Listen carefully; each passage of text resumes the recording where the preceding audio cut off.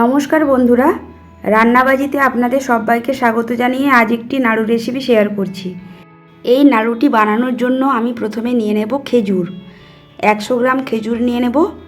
এটি খুব ভালোভাবে মিক্সিতে পেস্ট করে নেব।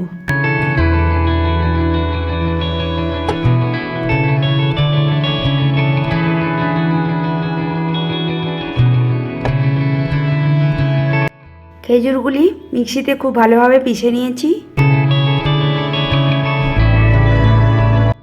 এরপর নিয়ে নেব একটি কড়াইতে দিয়ে দেব 1 চামচ ঘি।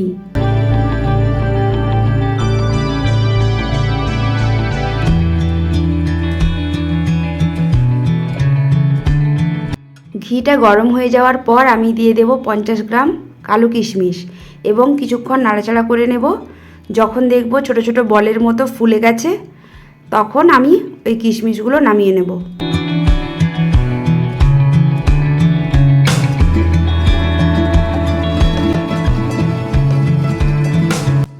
এরপর আমরা নিয়ে নেব বাদাম কুচি 100 গ্রাম, যেটিকে আমরা আমন্ড বলে থাকি। তারপর নিয়ে নিচ্ছি কুমড়োর বীজ 50 গ্রাম, flax seeds 2 tablespoon, 1 tablespoon chia seeds এবং নিয়ে নেব পিস্তা 4 টেবিল স্পুন আর আখরোট নিয়ে নেব 2 টেবিল স্পুন। সব কিছু একসাথে মিলিয়ে কিছুক্ষণ নাড়াচাড়া করে নেব।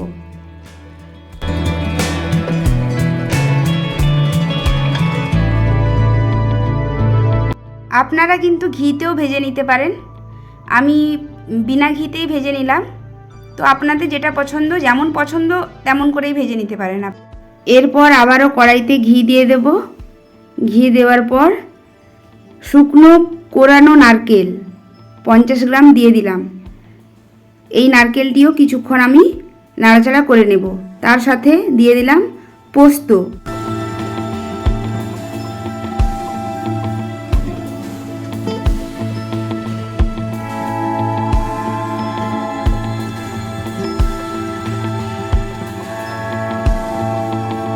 এরপর দিয়ে দিলাম কিছুটা চারমগজটিও ওই একই কোরানো নারকেলের সাথে নাড়াচাড়া করে নেব।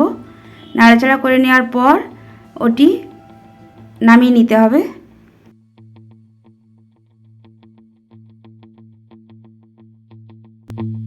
এরপর দিয়ে দিলাম কড়াইতে ঘি দেওয়ার পর পিষে রাখা খেজুরটি কড়াইতে দিয়ে কিছুক্ষণ নাড়াচাড়া করে নেব।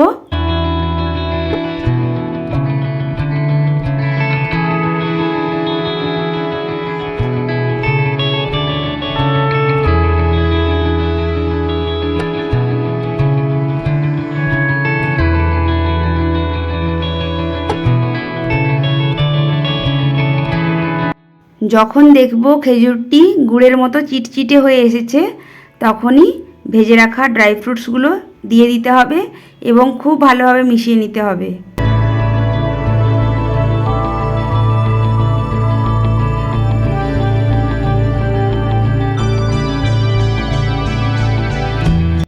খুব ভালোভাবেই মেশানো হয়ে গেছে। এরপর নামিয়ে নেব একটি অন্য পাত্রে।